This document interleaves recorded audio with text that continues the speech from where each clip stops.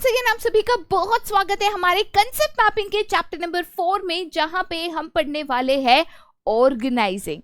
ठीक है, ऑर्गेनाइजिंग एक बहुत ही बेहतरीन चैप्टर है। बेहतरीन इसके लिए है क्योंकि इसमें भले कंसेप्ट्स बहुत सारे हैं, बट ये कंसेप्ट थोड़े से सिंप्लीफाइड और इजी है, और इन्हीं कंसेप्ट्स को आपके लिए और इजी करने के लिए मैं दिशा कारिया आज आपके सामने आपकी दोस्त, होस्ट और मेंटर बन के यहाँ पे आई हूँ। देखिए, ऑर्गेनाइजिंग चैप्टर की अगर बात करी जाए तो इसमें दो बहुत इंपॉर्टेंट क्वेश्चंस है।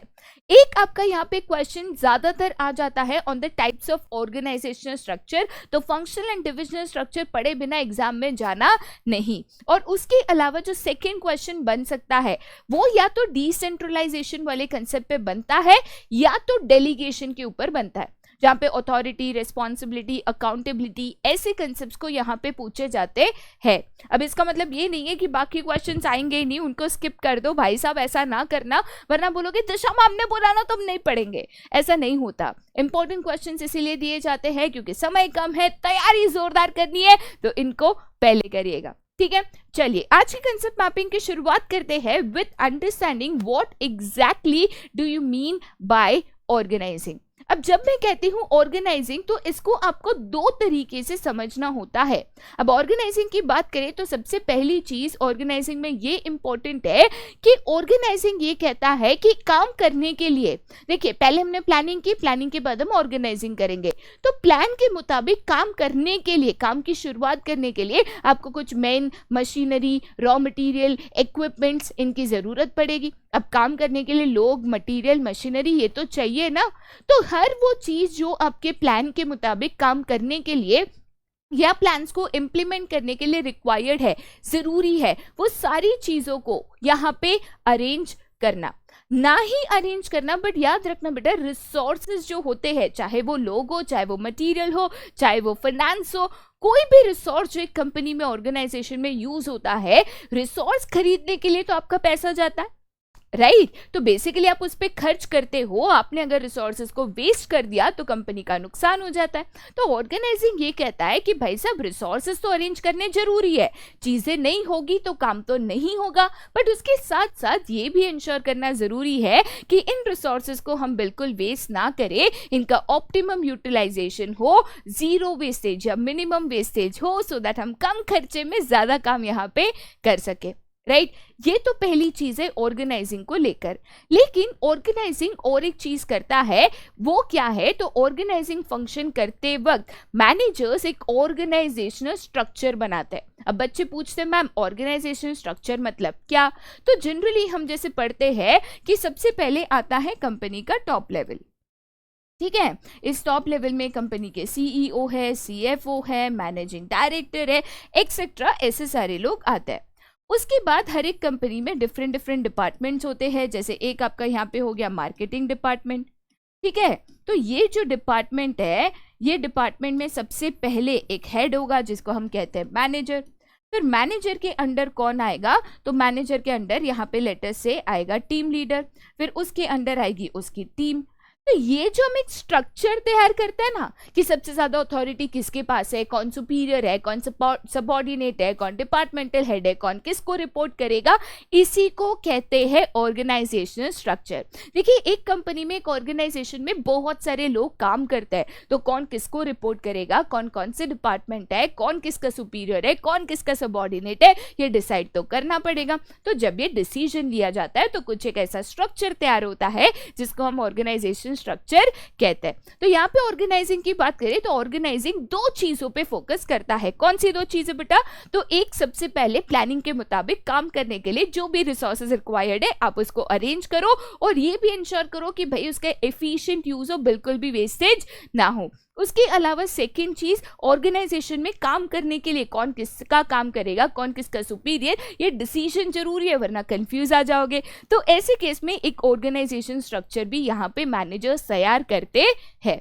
ठीक है, चलिए अब ऑर्गेनाइजिंग तो हमें समझ में आ गया, तो उसकी कुछ यहाँ पे प्रोसेस के स्टेप्स पे जाता है। देखिए प्रोसेस, स्टेप, सीक्वेंस जब भी बात करें तो यहाँ पे पॉइंट नंबर वाइज होना जरूरी है, पॉइंट ऊपर नीचे नहीं जा सकता। बट ऑर्गेनाइजेशन प्रोसेस बहुत सिंपल है, और आप इसका एक निमोनिक या तो शॉर्ट फॉर्म यूज कर सकते हो, दैट इज आइडिया।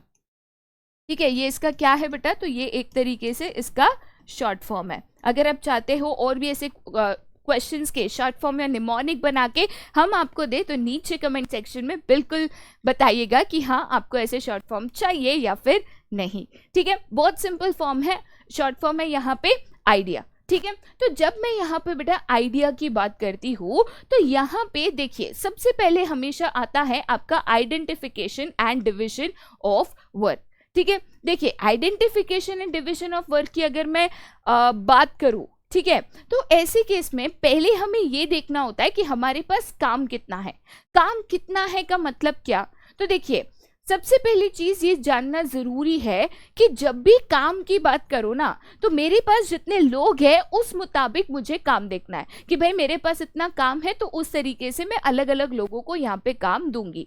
काम अलग अलग लोगों में क्यों डिवाइड करना है, तो आपको स्पेशलाइजेशन मिलता है। काम अगर डिवाइड कर दिया तो डुप्लीकेशन नहीं होता है, सबको अपना अपना काम पता है। हेनरी फ्योल ने डिविजन ऑफ वर्क बताया था ना, राइट। तो सबसे पहले बेटा यहाँ पे आपको identification and division of work करना है। आपको ये देखना है कि पहले काम कितना है और कौन क्या काम करेगा, इसका डिसीजन लेके आपको लोगों में काम डिवाइड करना है।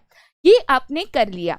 उसके बाद सेकेंड चीज आती है डिपार्टमेंटलाइजेशन, जहां पे आपको एक पूरी कंपनी को डिफरेंट डिफरेंट डिपार्टमेंट्स में डिवाइड करना होता है, बांटना होता है।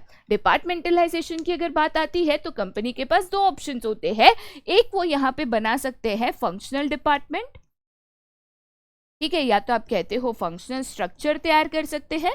दूसरा वो यहाँ पे बना सकते हैं आपका डिविजनल स्ट्रक्चर। देखिए सिंपल चीज, सिंपल अगर कोई भी ऑर्गेनाइजेशन है जो यूनिक प्रोडक्ट बनाता है, सिंगल प्रोडक्ट बनाता है, तो उसके लिए फंक्शनल स्ट्रक्चर सूटेबल होता है, जहां पे हम यहाँ पे डिपार्टमेंट्स बनाते हैं on the basis of function. जैसे मैंने मार्केटिंग डिपार्टमेंट बनाया, तो हर एक व्यक्ति जो मार्केटिंग रिलेटेड काम करता है, चाहे वो एडवर्टीजमेंट हो, बैनर डिजाइनिंग हो, सेल्स हो, मार्केटिंग प्लानिंग हो, स्ट्रेटेजीज बनाना हो, मार्केटिंग रिलेटेड हर व्यक्ति जो काम करता है उसको उस डिपार्टमेंट में डाल देंगे। वैसे ही production, finance, HR and so on. ठीक है, तो कंपनी अगर एक product, single product, unique product बनाती है तो वो फंक्शनल स्ट्रक्चर यूज करती है, जहां पे हम डिपार्टमेंट्स बनाते हैं on the basis of work की कौन क्या काम करता है उसको उस डिपार्टमेंट में हम डाल देंगे। ठीक है, उसके बाद जो सेकेंड तरीके का यहाँ पे स्ट्रक्चर आप बना सकते हो उसको हम कहते हैं डिविजनल स्ट्रक्चर। बेटा डिविजनल स्ट्रक्चर कब काम आता है, जब कोई भी कंपनी एक से ज्यादा या मल्टीपल प्रोडक्ट्स यहाँ पे बनाती है। अब मान के चलो जैसे गोदरेज है, हिंदुस्तान यूनिलीवर है, कैडबरी है, अमूल है, ब्रिटानिया है, वो एक से ज्यादा प्रोडक्ट्स बनाते हैं। अब ऐसे केस में वो क्या करते हैं, तो हर एक प्रोडक्ट के लिए अलग अलग डिपार्टमेंट्स बनाते हैं। जैसे मान के चलिए अमूल का एक प्रोडक्ट है बटर, तो बटर के लिए मार्केटिंग होगा, प्रोडक्शन होगा, फाइनेंस डिपार्टमेंट होगा, HR डिपार्टमेंट होगा। उनका दूसरा प्रोडक्ट है मान के चलिए डेयरी प्रोडक्ट, जैसे कि मिल्क, दूध, दही, छाछ एक्सेट्रा। तो ऐसे केस में डेयरी प्रोडक्ट्स का मार्केटिंग डिपार्टमेंट अलग, फाइनेंस डिपार्टमेंट अलग, प्रोडक्शन डिपार्टमेंट अलग एंड सो ऑन। डिपार्टमेंट यहाँ पे हर एक प्रोडक्ट का अलग अलग बनेगा, इसको कहते हैं डिविजनल स्ट्रक्चर। तो पहले तो ये डिसाइड करना है कि भाई यहाँ पे आप फंक्शनल स्ट्रक्चर बनाओगे या डिविजनल स्ट्रक्चर बनाओगे, और उस हिसाब से स्ट्रक्चर्स एंड डिपार्टमेंट्स को तैयार करना है। ठीक है, स्ट्रक्चर तैयार होगा, डिपार्टमेंट्स आपने बना दिए, उसके बाद हर एक व्यक्ति को उनकी ड्यूटीज, उनका काम असाइन करना है, कौन क्या काम करेगा ये उनको बताना है। इसका कारण है क्योंकि जब आप काम बताओगे तभी तो वर्कर काम की शुरुआत कर पाएगा, और साथ ही साथ अगर आपने काम डिवाइड कर दिया, सबको अपना अपना काम बता दिया, तो ओवरलैपिंग ऑफ एक्टिविटीज कि भाई उसने भी यही काम किया, मैंने भी यही काम किया, डबल डबल हो गया, ऐसी भी दिक्कत यहाँ पे नहीं आएगी। ठीक है, सबसे इंपॉर्टेंट होता है आपका लास्ट स्टेप, जो कि है यहाँ पे एस्टैब्लिशिंग रिपोर्टिंग रिलेशनशिप। अब देखिए एस्टैब्लिशिंग रिपोर्टिंग रिलेशनशिप की अगर बात करें, ये क्यों जरूरी है, क्योंकि अगर मैं कंपनी में काम करती हूँ या कल उठ के आप अगर एक कंपनी में काम करते हो, तो कौन आपको ऑर्डर दे सकता है, आप किसको ऑर्डर दे सकते हो, किसकी सुननी है और किसको सुनाना है, ये जानना जरूरी है, वरना कंफ्यूजन हो जाएगा ना, यूनिटी ऑफ कमांड भी नहीं हो पाएगा, सब जन आपको आके कुछ कुछ कुछ कुछ बोल रहे, किसकी सुनोगे। तो रिपोर्टिंग रिलेशनशिप एस्टैब्लिश करना मतलब कौन किसका सुपीरियर, कौन किसका सबऑर्डिनेट, ये डिसाइड करना होता है, सो दैट हमें क्लैरिटी मिल जाए कि भाई किससे ऑर्डर लेने हैं, किसको ऑर्डर देने हैं। ठीक है, अब सेकेंड डाउट यहाँ पे बच्चों का ये आता है कि मैम ये तो है IDEA, तो आपने आइडिया कैसे शॉर्ट फॉर्म बता दिया, पहले ए है फिर ई है ना, बात आपकी सही है।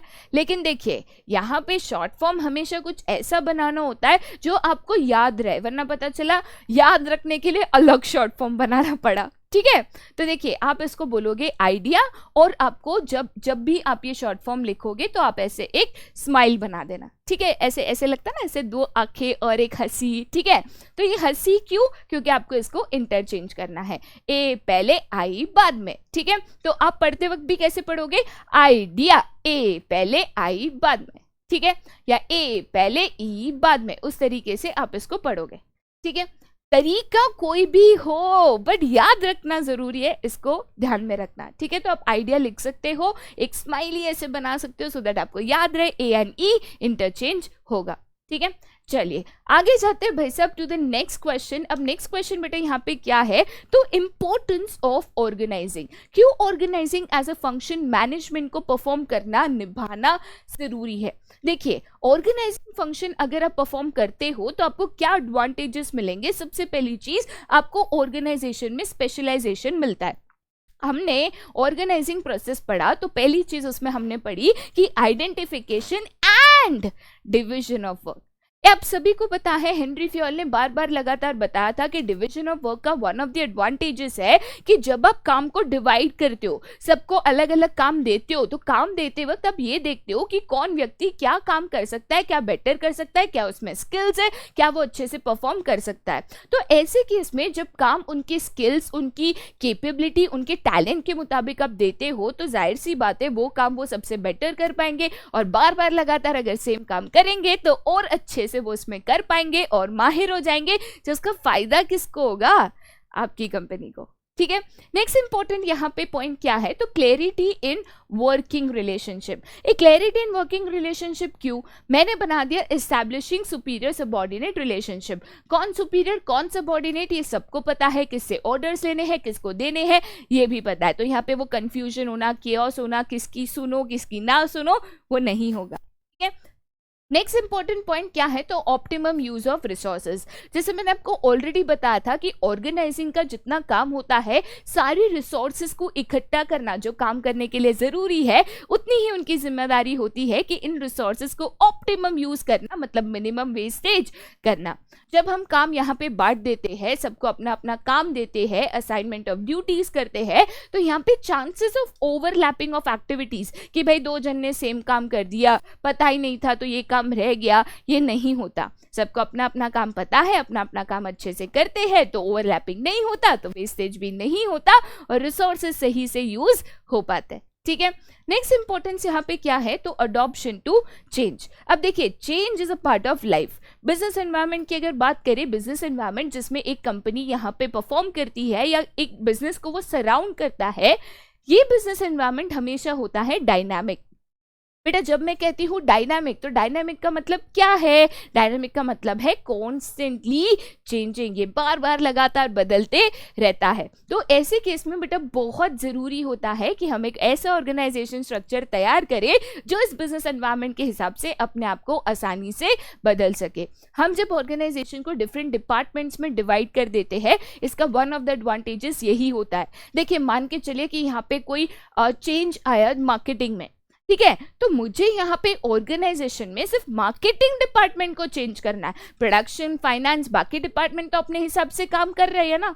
तो अगर कोई एक पर्टिकुलर डिपार्टमेंट या एक्टिविटी में चेंज आता है तो बाकी सब डिपार्टमेंट को डिस्टर्ब किए बिना आप उस डिपार्टमेंट में इजीली ये चेंज इंप्लीमेंट कर सकते हो। ठीक है, नेक्स्ट इंपॉर्टेंट बेटा पॉइंट क्या है, तो इफेक्टिव एडमिनिस्ट्रेशन। इफेक्टिव मतलब बेटर। जब हम डिपार्टमेंट्स डिवाइड कर देते हैं, हर एक डिपार्टमेंट में वही व्यक्ति को डालते हैं जो वो काम बेटर करता है या उस एक्टिविटी को यहाँ पे बेटर परफॉर्म कर पाता है, तो ऐसे केस में बेटा बहुत आप कह सकते हो इजी हो जाता है उस डिपार्टमेंट को मैनेज करना, एडमिनिस्टर करना। मेरे डिपार्टमेंट में कौन काम कर रहा है, कौन बॉस है, किससे ऑर्डर लेने हैं, किसको ऑर्डर देने हैं, ये पूरी क्लैरिटी होने के कारण चीज़ों को मैनेज करना आसान हो जाता है। कभी किसकी गलती है ये भी पता करना आसान हो जाता है। ठीक है, नेक्स्ट इंपॉर्टेंट चीज़ बेटा क्या है, तो एक्सपांशन एंड ग्रोथ। अब देखिए, अगर कोई भी कंपनी है, आज वो एक्सपांड करना चाहती है, आज वो ग्रो करना चाहती है, तो डिपार्टमेंटलाइजेशन होने के कारण आप ये इजीली कर सकते हो। देखिए, अगर हम डिविजनल स्ट्रक्चर यहाँ पे अपनाते हैं, मान के चलिए आज आप 2 प्रोडक्ट बना रहे हो, कल उठ के 4 बनाओगे, तो 2 प्रोडक्ट ऐड करोगे तो उनके डिविजन आप ऐड करोगे। पहले जो 2 प्रोडक्ट बन रहे हैं उनको तो डिस्टर्बेंस नहीं होगा, वो अपना काम आसानी से करते रहेंगे, राइट। तो ऐसे केस में expansion and growth without hampering companies existing work हो सकता है। ठीक है, लास्ट पॉइंट बेटा यहाँ पे क्या कहता है, तो डेवलपमेंट ऑफ पर्सनल, लोगों का डेवलपमेंट होना, राइट। देखिए, ऑर्गेनाइजिंग में हम सुपीरियर सबऑर्डिनेट रिलेशनशिप बनाते हैं, लोगों में डिवीजन ऑफ वर्क करते हैं, उनको वही काम देते हैं जिसमें वो माहिर है, जिसमें वो स्किल्ड है। तो ऐसे केस में इनका डेवलपमेंट जो है बहुत आसानी से हो सकता है। वो एक काम को जब बार बार लगातार करते हैं तो वो उसको बेटर भी कर पाते हैं। ठीक है, तो बेसिकली ये कारण है या ये रीजंस है या ये बेनिफिट्स या एडवांटेजेस है जो ऑर्गेनाइजिंग फंक्शन परफॉर्म करने से एक ऑर्गेनाइजेशन को मिलता है। ठीक है, बट जैसे मैंने कहा कि अगर आपको एक ऑर्गेनाइजेशनल स्ट्रक्चर डिजाइन करना है तो उसके लिए आपके पास 2 डिफरेंट यहाँ पे ऑप्शंस होते हैं। ठीक है, कौन से 2 डिफरेंट ऑप्शंस होते हैं बेटा, तो एक आप यहाँ पे तैयार कर सकते हो फंक्शनल स्ट्रक्चर। जैसे मैं आपको ऑलरेडी बता चुकी हूँ कि फंक्शनल स्ट्रक्चर ज्यादा यहाँ पे सूटेबल होता है फॉर अ सिंगल प्रोडक्ट या यूनी प्रोडक्ट ऑर्गेनाइजेशन जो सिर्फ एक प्रोडक्ट यहाँ पे बनाता है। फंक्शनल स्ट्रक्चर में हम जब डिपार्टमेंट्स बनाते हैं या एक ऑर्गेनाइजेशन को डिपार्टमेंट्स में डिवाइड करते हैं, तो ऐसे केस में हम ये ध्यान में रखते हैं कि भाई हम ग्रुप करें on the basis of job, कि भाई कौन क्या काम कर रहा है उस मुताबिक उसको पर्टिकुलर डिपार्टमेंट में डाले। जैसे कोई व्यक्ति है एडवर्टाइजिंग का काम कर रहा है तो मार्केटिंग में जाएगा, कोई व्यक्ति है जो ऑडिटिंग करता है तो फाइनेंस में जाएगा, कोई व्यक्ति है जो रिक्रूटमेंट करता है तो वो एचआर में जाएगा, कोई व्यक्ति है जो यहाँ पे मशीनरी हैंडल करना, रॉ मटेरियल मंगाना ये काम करता है तो प्रोडक्शन में जाएगा। तो जब हम यहाँ पे काम की बेसिस पे कौन क्या काम करता है, क्या जॉब परफॉर्म करता है, उसके बेसिस पे डिवीजन करते हैं, तो ऐसे केस में फंक्शन स्ट्रक्चर तैयार जाता है, राइट। यूनी प्रोडक्ट या तो आप कह सकते हो ऐसे ऑर्गेनाइजेशंस जो सिंगल प्रोडक्ट बनाते हैं उनके लिए ये फंक्शनल स्ट्रक्चर ज्यादा सूटेबल होता है। बट उन ऑर्गेनाइजेशंस का क्या जो मोर देन 1 प्रोडक्ट बनाते हैं, अब हर ऑर्गेनाइजेशन सिर्फ एक ही प्रोडक्ट बनाए जरूरी नहीं है, तो ऐसे ऑर्गेनाइजेशंस जो मोर देन 1 प्रोडक्ट बनाते हैं उनके लिए यहाँ पे बनता है डिविजनल स्ट्रक्चर। बेटा देखिए, डिविजनल स्ट्रक्चर की बात करूँ तो अगर लार्ज ऑर्गेनाइजेशन है, ज्यादा प्रोडक्ट बनाते हो, तो प्रोडक्ट वाइज आपको यहाँ पे डिपार्टमेंट तैयार करने होंगे, उसको हमेशा हमेशा याद रखिएगा। ठीक है, मैं आपको एक बेसिक सा यहाँ पे स्ट्रक्चर तैयार करके देती हूँ, स्क्रीनशॉट ले लीजिएगा अगर आपको जरूरत लगे तो। ठीक है, सबसे पहले अगर हम यहाँ पे एग्जाम्पल लेते हैं ऑफ अ फंक्शनल स्ट्रक्चर, आप इसको एग्जाम में अगर ब्रीफ क्वेश्चंस आते हैं तो भी बिल्कुल यहाँ पे यूज कर सकते हो। ठीक है, this is an example of a divisional structure. Functional structure में जनरली क्या होता है, मान के चलिए यहाँ पे आपके है बोर्ड ऑफ डायरेक्टर्स, ठीक है, जो हमेशा टॉप लेवल मैनेजमेंट में आता है, उनके अंडर आते हैं डिफरेंट डिपार्टमेंट्स। मैं यहाँ पे सिर्फ 3 डिपार्टमेंट्स का एग्जाम्पल ले रही हूँ, अब ज्यादा ले सकते हो। पहले आता है आपका मार्केटिंग डिपार्टमेंट, मान के चलिए, आप कोई भी सीक्वेंस में लिख सकते हो। फिर आपका आ रहा है एचआर डिपार्टमेंट, देन आपका यहाँ पे आता है फाइनेंस डिपार्टमेंट। ठीक है, तो मैंने यहाँ पे डिपार्टमेंट्स को तैयार कर दिया, चलो ठीक है, ये डिपार्टमेंट्स मेरे बन गए। ठीक है, अब इन्हीं डिपार्टमेंट्स के अंडर एक मैनेजर है, उसके अंडर एक असिस्टेंट मैनेजर है मान के चलिए, उसके अंडर उसकी टीम ऑफ एम्प्लॉयज है। ठीक है, और यही यहाँ पे भी अप्लाई होता है। ठीक है, सेम चीज यहाँ पे भी अप्लाई होती है। तो ये एक फंक्शनल स्ट्रक्चर है जहाँ पे मैंने डिफरेंट डिपार्टमेंट्स बना दिए। ये आपका जो टॉप लेवल मैनेजमेंट है उसके अंदर डिफरेंट डिपार्टमेंट्स है, डिपार्टमेंट के अंडर उनकी सुपीरियर सबऑर्डिनेट रिलेशनशिप की यहाँ पे हायरार्की है। ठीक है, डिविजनल स्ट्रक्चर में फर्क क्या आ जाता है मैं आपको बताती हूँ। ठीक है, मान के चलिए कि यहाँ पे ये है आपके बोर्ड ऑफ डायरेक्टर्स। ठीक है, ये मेरे बोर्ड ऑफ डायरेक्टर्स है, राइट। अब सबसे पहला प्रोडक्ट है यहाँ पे मेरा लेटर से बटर, ठीक है। तो बटर के लिए यहाँ पे डिफरेंट डिपार्टमेंट्स होंगे। जैसे यहाँ पे बटर के लिए सबसे पहले मैं लेती हूँ मार्केटिंग डिपार्टमेंट है, ठीक है। देन उसके लिए HR डिपार्टमेंट है, देन उसी के लिए फाइनेंस डिपार्टमेंट है, ठीक है। फिर उसके अंडर उसका जो मैनेजर है, असिस्टेंट मैनेजर है एंड सो ऑन। यही चीज यहाँ पे भी अप्लाई होती है। फिर इसी कंपनी का दूसरा प्रोडक्ट लेटर से डेयरी प्रोडक्ट्स है, जिसमें दूध, दही, छाछ, लस्सी सब कुछ मान के चलिए आ गया। तो डेयरी प्रोडक्ट्स के लिए एक उनका मार्केटिंग डिपार्टमेंट होगा, दूसरा उनका HR डिपार्टमेंट होगा, फिर उनका फाइनेंस डिपार्टमेंट होगा, ठीक है। फिर उसके अंदर उसका मैनेजर होगा एंड सो ऑन। ये है डिविजनल स्ट्रक्चर, जहाँ पे हर एक प्रोडक्ट के लिए मैंने marketing department, finance department, HR department, production department अलग बना के रखा है, ठीक है। चाहो तो प्लीज इसका स्क्रीनशॉट ले लो सो दैट मैं यहाँ पे नेक्स्ट कंसेप्ट पे जा सकूं। चलिए ले लिया स्क्रीनशॉट, ओके। फिर हम जाते हैं यहाँ पे नेक्स्ट कंसेप्ट पे, जो कि है यहाँ पे हमारा फॉर्मल एंड इनफॉर्मल ऑर्गेनाइजेशन।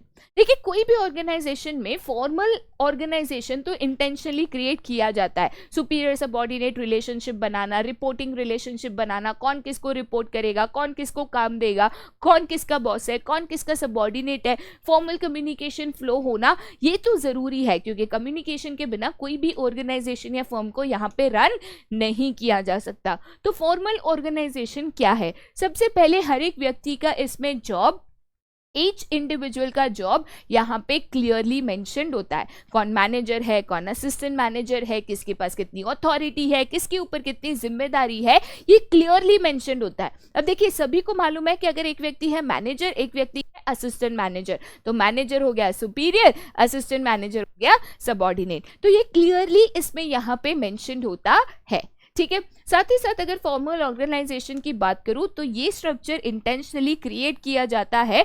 जब भी हम द फंक्शन ऑफ ऑर्गेनाइजिंग यहाँ पे परफॉर्म करते हैं तो हम इस स्ट्रक्चर को तैयार कर देते हैं कि भाई ये इसका सुपीरियर है और ये इसका यहाँ पे सबऑर्डिनेट है, राइट। बट जब मैं यहाँ पे इनफॉर्मल ऑर्गेनाइजेशन की बात करती हूँ, देखिए फॉर्मल ऑर्गेनाइजेशन के कुछ एडवांटेजेस है तो कुछ डिसएडवांटेजेस भी है।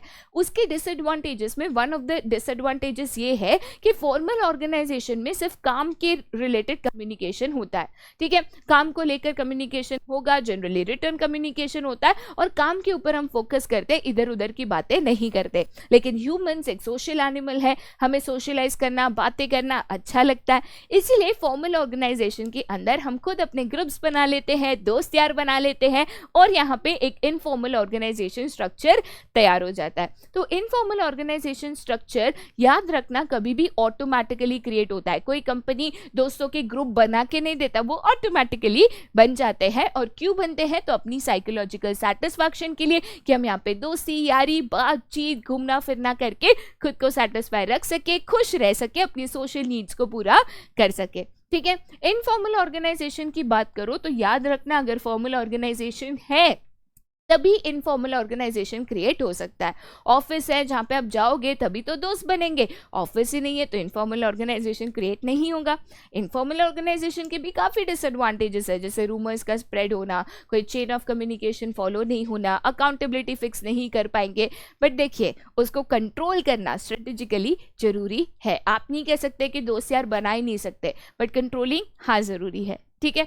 चलिए नेक्स्ट कंसेप्ट पे जाते हैं बेटा, जो कि है यहाँ पे आपका डेलीगेशन ऑफ अथॉरिटी। सबसे पहले अगर मैं डेलीगेशन की बात करूँ तो बच्चे जनरली कंफ्यूज हो जाते हैं बिटवीन डेलीगेशन एंड डिसेंट्रलाइजेशन।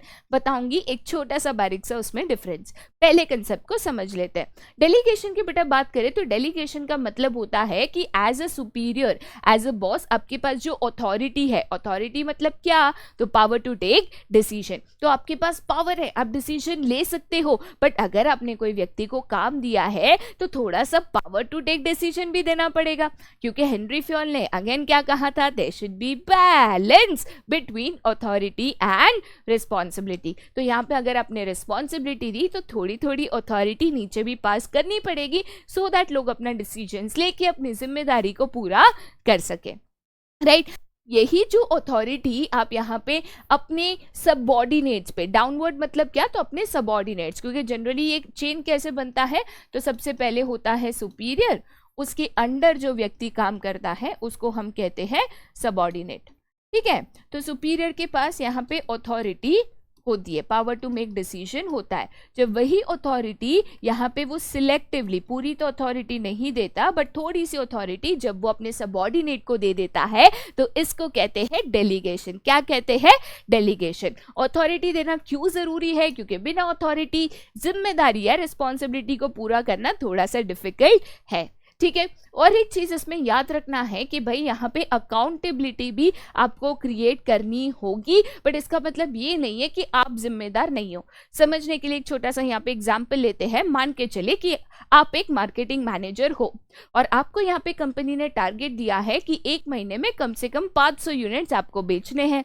तो ऐसे काम में आपके टीम में काम करते हैं 10 लोग, आपके टीम में काम करते हैं 10 लोग। तो आपने क्या किया, आपके टीम मेंबर्स को कहा कि देखिए हमें 500 यूनिट का टारगेट मिला है, मतलब हर एक व्यक्ति को एक महीने में कम से कम 50 यूनिट बेचने हैं।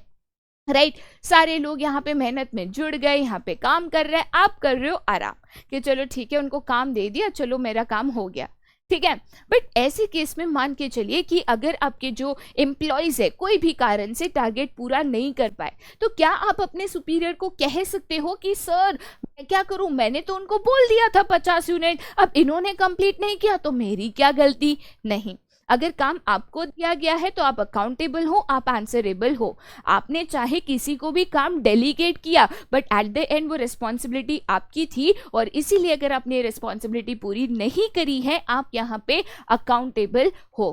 कहने का मतलब ये है अथॉरिटी पास कर सकते हो, रिस्पॉन्सिबिलिटी पास कर सकते हो, बट अकाउंटेबिलिटी पास नहीं कर सकते। आपकी जिम्मेदारी है, आप अकाउंटेबल हो तो आप आंसरेबल हो। ठीक है, चाहे आपके वर्कर्स ने काम नहीं किया बट आपको तो जवाब देना है। ठीक है, चलिए आगे जाते हैं नेक्स्ट पे, यहाँ पे that is the elements of delegation. अब देखिए डेलीगेशन में बेटा बेसिकली 3 चीजें आती है। कौन सी 3 चीजें? तो सबसे पहले आती है रिस्पॉन्सिबिलिटी। रिस्पॉन्सिबिलिटी मतलब क्या? तो basically to complete the given task. आपको आपके सुपीरियर, जनरली सुपीरियर ही सबऑर्डिनेट को टास्क देते हैं। सबऑर्डिनेट कभी सुपीरियर को काम और ऑर्डर्स दे सकते हैं क्या? नहीं। तो आपके सुपीरियर जो भी आपको काम देते हैं उस काम को पूरा करना, उसकी जिम्मेदारी, इसको हम कहते हैं रिस्पॉन्सिबिलिटी। उसके बाद नेक्स्ट कंसेप्ट आता है जो कि है आपका यहाँ पे अथॉरिटी। अथॉरिटी का मतलब क्या होता है? तो basically the power to take decisions. इसको हम बेटा क्या कहते हैं? तो इसको हम यहाँ पे अथॉरिटी कहते हैं। ठीक है, उसके बाद नेक्स्ट कंसेप्ट यहाँ पे क्या आता है? तो उसको हम कहते हैं accountability. That is basically answerability in case of non completion of responsibility. देखिए बेसिकली अकाउंटेबिलिटी क्या कहता है कि अगर हमने आपको कोई काम दिया, अगर हमने आपको कोई जिम्मेदारी दी, ठीक है, जिम्मेदारी को पूरा करने के लिए जो आपको अथॉरिटी चाहिए, जो डिसीजन मेकिंग पावर चाहिए, वो भी हमने आपको दिया, बट उसके बाद भी अगर आपने आपकी रिस्पॉन्सिबिलिटी पूरी नहीं की, अपने आपकी जिम्मेदारी पूरी नहीं की, तो भाई आप जवाबदार तो हो, आपको जवाब तो देना पड़ेगा, आंसर और एक्सप्लेनेशन देना पड़ेगा। इसी को बेटा हम यहाँ पे क्या कहते हैं? तो इसी को यहाँ पे अकाउंटेबिलिटी कहते हैं।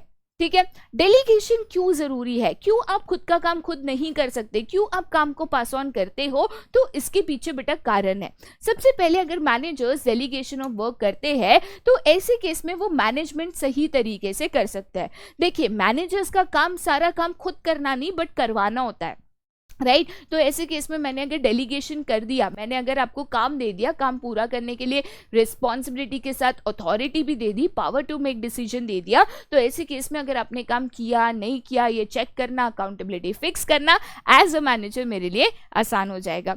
नेक्स्ट इंपॉर्टेंट चीज बेटा यहाँ पे क्या है? तो एम्प्लॉयज डेवलपमेंट। अब देखिए अगर हम एम्प्लॉयज को स्पून फीडिंग करते रहेंगे, बच्चे की तरह ये कर वो कर, ऐसे मत कर ऐसा कर, तो कैसे एम्प्लॉय डेवलप होगा? तो एम्प्लॉयज को जब हम काम अलॉट करते करते हैं, अथॉरिटी अलॉट करते हैं, पावर टू मेक डिसीजन देते हैं, तो एक तरीके से हम उनको डेवलप कर रहे हैं, उनको सिखा रहे हैं कि कैसे डिसीजन लिया जाता है, कैसे यहाँ पे अर्जेंट केसेस में डिसीजन लेना है, क्या करना है क्या नहीं करना है। जब खुद काम करने का मौका मिलेगा, जिम्मेदारी आएगी, खुद डिसीजंस लेने पड़ेंगे, तभी तो बेटा सीखोगे। ठीक है, नेक्स्ट इंपॉर्टेंट चीज बेटा क्या होता है, मोटिवेशन ऑफ एम्प्लॉयज। देखिए जाहिर सी बात है, आप किसी को अथॉरिटी कब देते हो, जब आप उसको काबिल समझते हो। मैं एम्प्लॉयज को अथॉरिटी दे रही हूँ, कब दे रही हूँ, मैं उनको कोई काम डेलीगेट कर रही हूँ, कब कर रही हूँ, जब मुझे उनके ऊपर ट्रस्ट है, उनकी कैपेसिटी कैपेबिलिटी के ऊपर ट्रस्ट है। तो इससे एम्प्लॉयज का मोटिवेशन भी बढ़ जाता है कि भाई मेरे को जिम्मेदार समझा, मेरे को इस काबिल समझा। नेक्स्ट इंपॉर्टेंट पॉइंट क्या है, तो फैसिलिटेट्स ऑर्गेनाइजेशन ग्रोथ। अब देखिए बड़े ऑर्गेनाइजेशंस में एज अ मैनेजर आप कहोगे कि सारा काम आप करोगे तो आप कर ही नहीं पाओगे, राइट। इन लार्ज ऑर्गेनाइजेशंस बहुत इंपॉर्टेंट होता है कि एज अ मैनेजर आप आपका काम डेलीगेट करो, सो दैट आप अपने इंपॉर्टेंट एक्टिविटीज पे फोकस कर सको। ठीक है, नेक्स्ट इंपॉर्टेंट बेटा चीज क्या है, तो बेसिस ऑफ मैनेजमेंट हायरार्की। ये जो सुपीरियर सबऑर्डिनेट रिलेशनशिप बनता है, इसी के बेसिस पे बनता है। सुपीरियर कभी भी अपना काम किसको डेलीगेट करता है, तो सबऑर्डिनेट को डेलीगेट करता है। ठीक है, नेक्स्ट इंपॉर्टेंट चीज यहाँ पे क्या है, तो बेटर कोऑर्डिनेशन। देखिए जब आप काम डेलीगेट करते हो, जब आप काम सौंपते हो, तो किसको कब क्या काम देना है, कैसे डिविजन ऑफ वर्क करना है, ये आपने उस तरीके से किया है। ऐसा नहीं कि जिसको जो काम करना है कर लो, नहीं, आपने काम डेलीगेट किया है, आपने खुद से काम डिवाइड किया है। तो ऐसे केस में एक तो डुप्लीकेशन ऑफ वर्क नहीं होता, और जो काम कर रहे हैं उनके बीच में proper coordination as a team भी हो सकता है। ठीक है, next important and the last point क्या है, तो reduces the workload of the managers. जो मैं बार बार लगातार कहते आ रही हूँ कि एज अ मैनेजर आपके पास बहुत इंपॉर्टेंट टास्क होता है जिसके ऊपर आपको फोकस करना जरूरी है, और इसीलिए जो लीस्ट इंपॉर्टेंट टास्क है या जो हमें लगता है कि हमारे सबऑर्डिनेट्स कर सकते हैं, वो टास्क हम डेलीगेट कर देते हैं, सो दैट हम अपने इंपॉर्टेंट टास्क पे प्रॉपरली फोकस कर सके। ठीक है, चलिए आगे जाते हैं to the next, and that is the concept of centralization and decentralization. सबसे पहले बेटा अगर मैं यहाँ पे सेंट्रलाइजेशन की बात करूँ, तो सेंट्रलाइजेशन का मतलब क्या होता है कि यहाँ पे कुछ ही ऐसे लोग हैं जो कंपनी के सारे इंपॉर्टेंट डिसीजंस ले रहे हैं, राइट। कुछ ही लोगों के हाथ में यहाँ पे डिसीजन मेकिंग पावर है, वही कंपनी के सारे इंपॉर्टेंट डिसीजंस यहाँ पे ले रहे हैं, बाकी सबको बस उनका ऑर्डर फॉलो करना है, जो वो कह रहे हैं बस उसको करते करते करते जाना है। ठीक है, बट डिसेंट्रलाइजेशन की अगर बात करूं तो ये एग्जैक्ट ऑपोजिट ऑफ सेंट्रलाइजेशन है। बेटा देखिए डिसेंट्रलाइजेशन का यहाँ पे मतलब क्या होता है कि लार्ज ऑर्गेनाइजेशंस में कुछ ही लोग हैं जो अगर सारे डिसीजंस ले रहे हैं तो अच्छे से लार्ज ऑर्गेनाइजेशंस मैनेज नहीं हो पाएंगे। तो इसीलिए हेनरी फ्योल ने भी कहा था अपने प्रिंसिपल्स में कि इन लार्ज ऑर्गेनाइजेशंस हम सजेस्ट करेंगे कि आप डिसेंट्रलाइजेशन फॉलो करो, जिसका मतलब होता है कि यहाँ पे आप अथॉरिटी का सिस्टमैटिक डिस्ट्रीब्यूशन करो।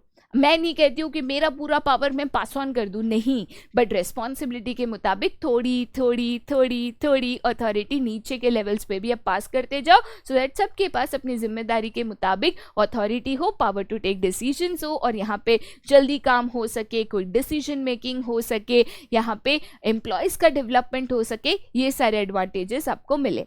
अब सबसे बड़ा कंफ्यूजन यहाँ पे ये होता है कि मैम डेलीगेशन में भी तो अथॉरिटी पास करी, डिसेंट्रलाइजेशन में भी अथॉरिटी पास करी, तो फर्क क्या है। देखिए डिसेंट्रलाइजेशन में जनरली जब हम ऑर्गेनाइजेशन स्ट्रक्चर बनाते हैं तभी हम यहाँ पे selective distribution of authority structure के तौर पे पहले से कर देते हैं कि भाई ये स्ट्रक्चर है, सबका ये काम है, ये पोजीशन है, ये अथॉरिटी है, राइट। और लाइफ टाइम फिर ऑर्गेनाइजेशन वैसे चलता है जब तक उसको चेंज की जरूरत नहीं लगती। बट जब बेटा मैं यहाँ पे डेलीगेशन की बात करूँ तो डेलीगेशन में ये स्ट्रक्चर पहले से बना नहीं है।